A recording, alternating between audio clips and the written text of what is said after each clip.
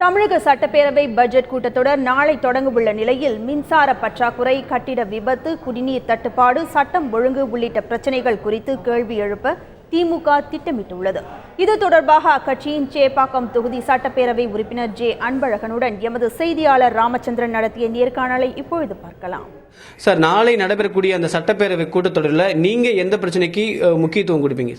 பொதுவாக தமிழகத்தில் இப்பொழுது நடந்து வருகிற மின்சார பற்றாக்குறை, இந்த ஆட்சி அமைந்து 3 ஆண்டு காலமாகியும் ஆட்சிக்கு வந்த உடனே 3 மாதத்தில் தீர்த்து வைப்பேன் என்று சொன்ன மின் பற்றாக்குறை இந்த 3 ஆண்டு காலத்தில் இன்னும் கூடியிருக்கிறதே தவிர இன்றைக்கு மின் பற்றாக்குறை கடுமையான முறையில் மக்களை வாட்டி வதைத்துக் கொண்டிருக்கிறது. சமீபத்திலே கூட முதலமைச்சர் இந்த மாதம் 1ஆம் தேதி ஒரு அறிக்கை வெளியிட்டார், இனிமேல் மின்சார வெட்டே இருக்காது என்று. ஆனால் இந்த மாதம் அதைவிட கூடுதலாக எல்லா மாதங்களை விட அதிக மின்சார வெட்டு சென்னை போன்ற நகரங்களிலே இருக்கிறது.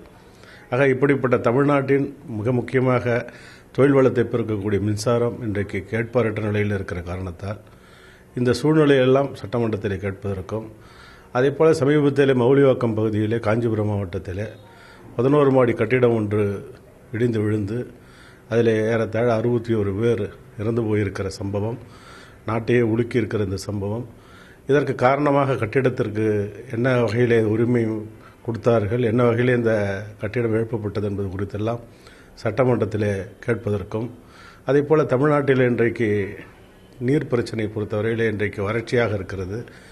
அண்டை மாநிலங்களிலிருந்து நீர் வருவதற்கு மிகுந்த சூழ்நிலை இல்லாமல் இருக்கிறது. அனைத்து கட்சி கூட்டங்களை கூட்டுவதற்கு இந்த அரசு தயாராக இல்லை. வறட்சி மாவட்டமாக பல மாவட்டங்கள் இன்றைக்கு வர இருக்கிற ஒரு சூழ்நிலை, விலைவாசி உயர்வு விண்ணை முட்டுகிற ஏறுகிற ஒரு சூழ்நிலை, சட்ட ஒழுங்கு இன்றைக்கு படுமோசமாக இருக்கிற சூழ்நிலை, மருத்துவமனைக்குள் புகுந்தே நோயாளியாக படுத்திருக்கிற ஒருவரை வெட்டி கொள்கிற ஒரு அராஜக சூழ்நிலை, இப்படி காவல்துறை இன்றைக்கு செயல்படுகிறதா என்று கேட்கக்கூடிய அளவிற்கு சட்டம் ஒழுங்கு மோசமான நிலையில் இருக்கிற சூழ்நிலை, இப்படி ஏராளமான சம்பவங்கள் இந்த ஆட்சியிலே தொடர்ச்சியாக ஒன்றன் பின் ஒன்றாக இந்த 3 ஆண்டுகளிலே மக்களுக்கு எதிராக நடைபெற்றுக் கொண்டிருக்கிறது. இந்த முக்கிய பிரச்சனை சம்பந்தமாக திமுக சார்பில் சிறப்பு கவன ஈர்ப்பு தீர்மானம் கொண்டு வரக்கூடிய திட்டம் ஏதாவது இருக்கா?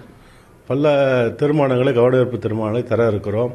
பல பிரச்சனைகளை அவையினுடைய கவனத்துக்கு கொண்டு வந்து சட்ட கேள்வி நேரம் முடிந்தவுடன் அதை குறித்து விவாதிக்க வேண்டும் என்று கேட்க இருக்கிறோம். கடந்த சட்டமன்றங்களில் எல்லாம் எதிர்க்கட்சிகளை உதாசீனப்படுத்திய இந்த ஆட்சி இந்த முறை நிச்சயமாக அப்படியெல்லாம் செய்யாமல் மக்கள் குரலுக்கு மதிப்பு அளித்து, சட்டமன்ற உறுப்பினர்களுடைய குரலுக்கும் மதிப்பளித்து, சொல்கிற கருத்துக்களை கேட்டு அதற்கு உரிய பதிலை அவர்கள் தருவார்கள். ஆனால் மக்கள் இந்த ஆட்சியின் மீது ஒரு நம்பிக்கை வைப்பார்கள். ஆனால் எதிர்க்கட்சியை அடக்குவது என்பதே ஒரு குறிக்கோளாக இந்த அரசும் சபாநாயகர் நடந்து கொண்டால் இந்த ஆட்சிக்கு எதிர்காலத்தில் மக்கள் வாய்ப்பினை வழங்க மாட்டார்கள். குறிப்பாக இன்றைக்கு இருக்கிற எதிர்க்கட்சிகள் இந்த சூழ்நிலையை 3 ஆண்டுகளில் நடந்து வருகிற சூழ்நிலையை பார்த்து கொண்டிருப்பார்கள். இது திராவிட முன்னேற்றக் கழகத்துக்கு மாத்திரம் இழப்பல்ல, எல்லா எதிர்க்கட்சிகளுக்கும் இந்த இழப்பு என்பதை அவர்கள் உணர்ந்திருப்பார்கள். ஆக எதிர்க்கட்சிகள்லாம் ஒரு அடியில் நின்று கொண்டு இந்த அரசை சட்டமன்றத்தில் எதிர்த்தால்தான் சட்டமன்றத்தில் ஜனநாயகமும் மக்கள் மன்றத்தினுடைய குரலும் அங்கே பதிவு செய்யப்படும்.